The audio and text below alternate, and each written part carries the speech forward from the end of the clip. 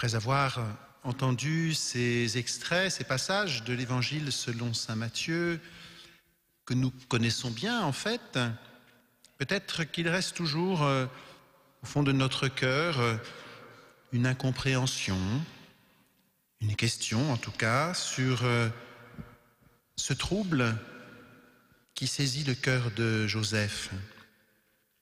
Alors sans doute il y a nombre de commentaires sur ce passage de l'Évangile, et en particulier sur ces mots qui, à nos oreilles, sans doute résonnent d'une façon étonnante, quand il s'agit de dénoncer publiquement, de répudier en secret.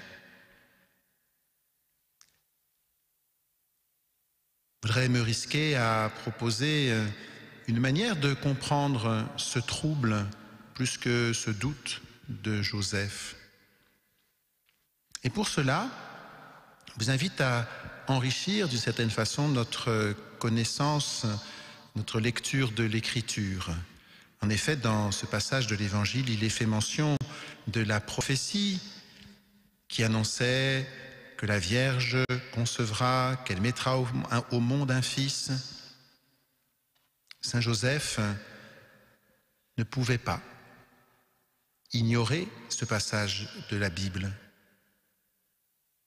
Il avait entendu parler de cette prophétie d'une Vierge qui allait concevoir. Et là, je me permettrai aussi d'insister sur les difficultés que représente la traduction d'un texte comme celui de la Bible, de l'Évangile en particulier, qui n'a pas été écrit en français à l'origine, et encore une fois, dont la traduction peut avoir des conséquences dans notre manière d'entendre, de comprendre ces textes. Et précisément au sujet de cette prophétie, il y avait une première traduction qui parlait non pas de vierge, mais de jeune fille. Alors vous en conviendrez sans doute avec moi qu'une jeune fille puisse concevoir, il n'y a là sans doute pas de signe éclatant. Par contre, qu'une vierge conçoive, c'est effectivement ce signe-là que Dieu voulait donner pour manifester sa puissance, alors que son peuple réclamait un signe. Eh bien oui, le seul signe que Dieu va donner, c'est celui d'une vierge qui conçoit. Autrement dit, de cette conception étonnante sans l'intervention d'un homme. Eh bien ça, je pense, Joseph l'a bien présent à l'esprit. Et puis d'une autre façon, quand on approche de ce texte, même si ce n'est pas dit explicitement, on peut se poser la question de savoir si Marie a parlé à Joseph de cette annonce que l'ange était venu lui faire de la part de Dieu, lui disant qu'elle allait concevoir, que la puissance du Très-Haut la couvrirait de son ombre et que l'enfant qu'elle allait porter viendrait de l'Esprit Saint. Les avis sont partagés. Certains pensent que Marie n'a pas dit cela à Joseph, d'autres que peut-être elle a eu cette délicatesse de lui faire part de la visite de l'ange. Mais n'oublions pas, et comment ne pas penser cela, qu'au moment où Joseph et Marie envisagent de mener la vie commune, il n'y ait pas eu entre eux cette entente sur le fait qu'ils n'auraient pas d'enfants ensemble. Marie l'avait promis, c'est la réponse qu'elle fait à l'ange. Comment cela va-t-il se faire puisque je ne connais pas d'homme? Et là aussi, notre traduction, sans doute, est insuffisante à rendre la portée de ces paroles. Quand Marie dit qu'elle ne connaît pas d'homme, c'est que précisément, elle a fait ce vœu de virginité, qu'elle a voué toute sa vie, tout son être, son corps, son âme, son cœur à Dieu. Comment ne l'aurait-elle pas annoncé à Joseph? Alors oui, j'ose croire et j'ose dire que l'un et l'autre sont bien d'accord, et que de ce point de vue-là, pour moi en tout cas, ce serait faire insulte à Marie que de penser que Joseph ait pu douter d'elle un seul moment.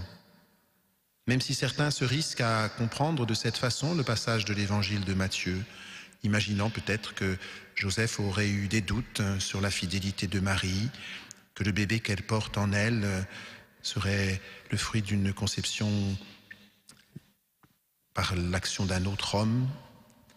Non.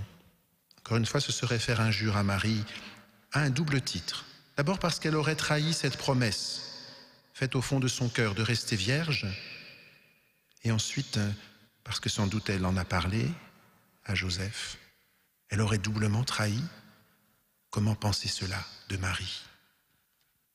Et encore une fois, je pense qu'à aucun moment Joseph n'a pu penser cela de Marie. Mais me direz-vous peut-être, pourquoi alors ce trouble dans le cœur de Joseph? Eh bien, et là aussi, j'ose dire que je me risquerais à l'expliquer en disant que ce n'est pas tant de Marie que Joseph doute, et pas du tout même de Marie que Joseph doute, mais c'est de lui. Qui est-il pour occuper auprès de Marie la place prévue par Dieu, prévue pour Dieu? C'est lui l'époux. Qui est-il, lui, pauvre charpentier, pour occuper auprès de Marie la place qui revient à Dieu seul? Voilà, à mon avis, ce qui constitue dans le cœur de Joseph un moment de trouble, de se dire il vaut mieux que Marie s'éloigne de moi. Elle est l'épouse du Dieu d'amour. Et c'est là qu'intervient l'ange du Seigneur, qui va dire à Joseph, ne crains pas de prendre chez toi Marie, ton épouse. C'est toi qui lui donneras le nom de Jésus. C'est toi qui, aux yeux des hommes et des femmes du village, passeras pour le père de Jésus.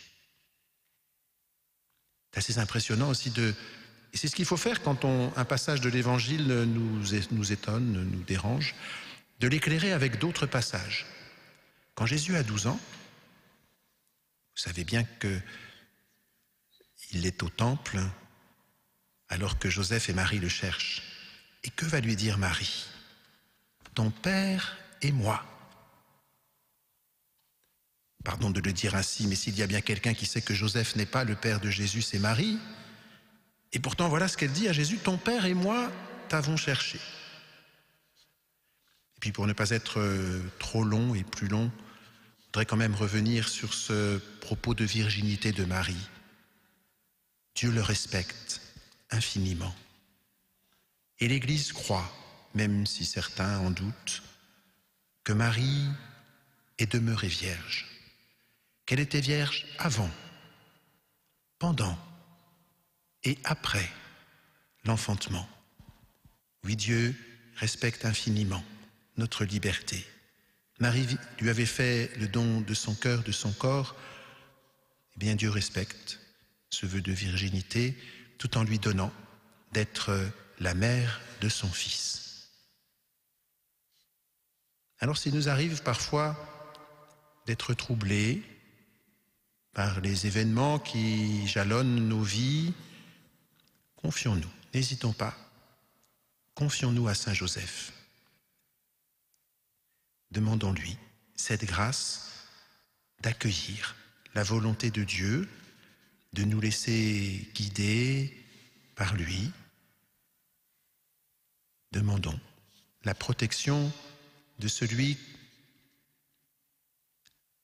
à qui Dieu a confié la garde de ce qu'il avait de plus précieux, son Fils et la Vierge Marie.